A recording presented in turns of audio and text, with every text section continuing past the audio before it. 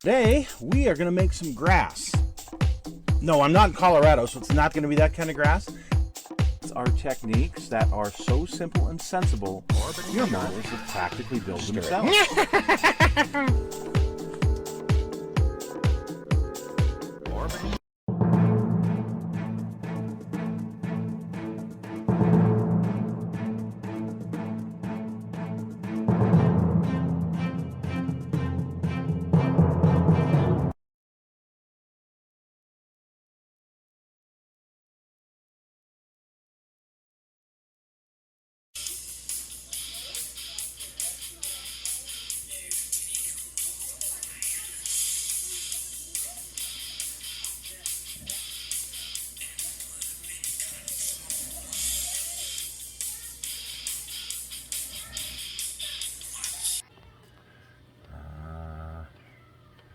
Yep, loading. Oh, come on. Got him. Nice. Let's find you. And firing. No. Got him. Nice. All right. Oh. Tell you what, I have a lot of fun playing this World of Tanks game, particularly the tank destroyers. They're my favorite, but one that I play with a whole lot is this M8A1.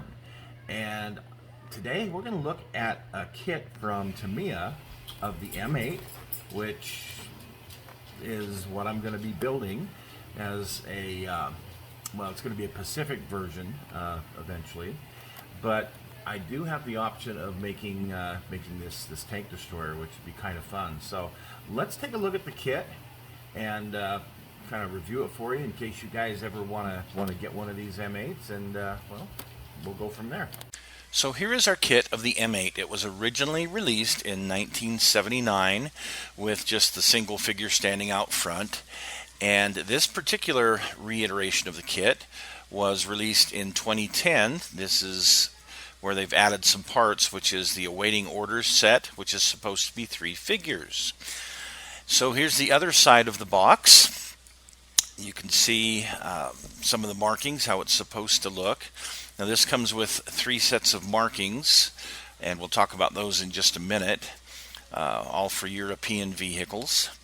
And here's the other side of the box, and a good look at the Pioneer tools that you have with the kit, and kind of how it's supposed to look with.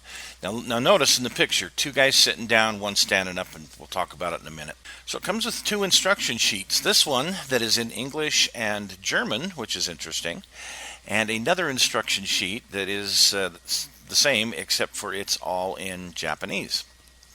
Okay, kind of interesting.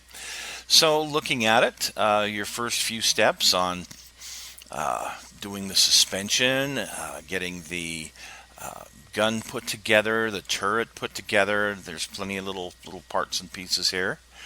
All of them look to go together pretty well, like any other Tamiya kit. Here's working on the hull, getting the modus put together. Of course, there's paint callouts all through this, and little pictures of how it should look when you get it together. Here's assembling the figure that's standing out front there on the box, getting the interior of the thing together, and finally the decal placement for the 3 different vehicles. When you look at the instructions here, it's really confusing because it really looks like there's only 2 vehicles, but no, there are decals for 3 different vehicles, and we will talk about that in just a minute. So actually the first one is for a tank from the Aberdeen Museum. And then there's another one, which is Troop F, the 85th Cavalry Recon Squadron of the 5th Armored Division. And then there's a Headquarters Troop 67th Armored Regiment 2nd Armored Division in here as well.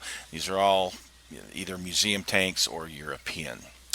Now, for putting your figures together, you'll notice on the instructions the callouts for the parts of these 2 figures that are sitting. In the picture in the middle, there's obviously one guy that's standing, like there is on the box. You've got one standing in the turret. If you read real closely on the left-hand side, it says parts 9 and 11 are not used. And I didn't catch all of this. I figured I had 4 figures. It was going to be really neat. So I look at the box, open it up, and here everything's in the bags, and everything looks great and neat and orderly. Wonderful. We're going to start looking at the plastic now. So I take them out. This is one of those kits back in '79. I guess they still were doing the motorized stuff way back then. Originally, this was designed as one of those, it looks like. Okay. You can see that a lot of the gas caps are molded in. A lot of parts that probably by today's standards shouldn't be molded in are molded in. But they're well done, and I'm okay with that. It saves me a little bit of work. Now we come to this sprue here, which the weapon set, the small weapon set, is awesome.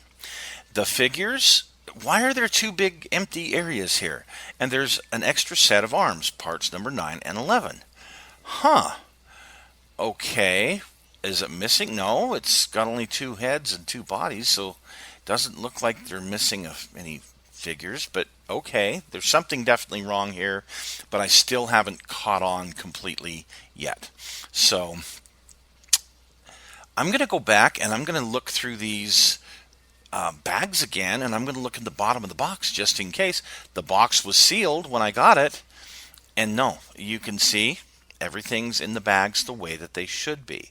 So, okay. Well, I guess everything's the way it's supposed to be then.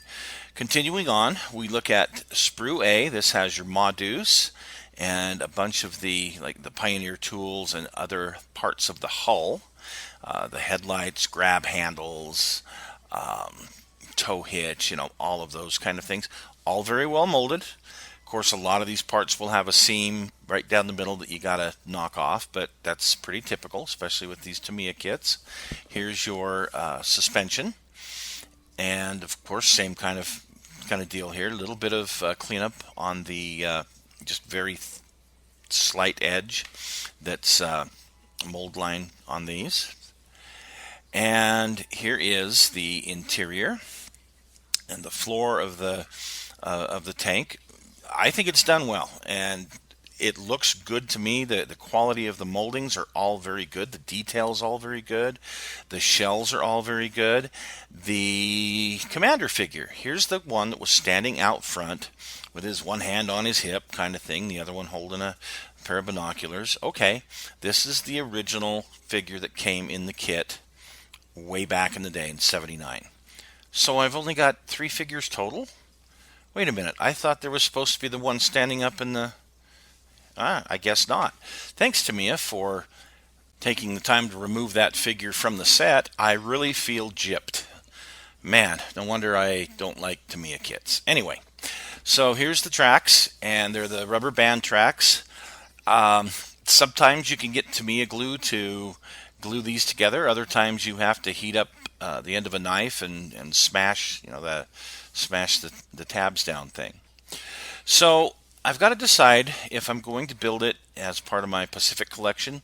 These M8s were on Okinawa, and I'm thinking that I'm just going to go ahead and build it and paint it as a Marine Corps M8 or U.S. Army M8, but probably Marine Corps M8 from the Pacific. But you never know. I have enjoyed playing with my one tank in World of Tanks, and there was one prototype that had a 75mm long barrel gun on it, and it had some modifications made to it. It was never fielded. It was tested, but it was never fielded. But still, I could put it as part of my World of Tanks collection if I put this longer gun on it. So we'll see. We'll see what I decide to do. We'll do a build video on it when I get around to this here in a few weeks. So I appreciate you folks joining us today. Hopefully this was educational for those of you who have this kit. We'll see you soon.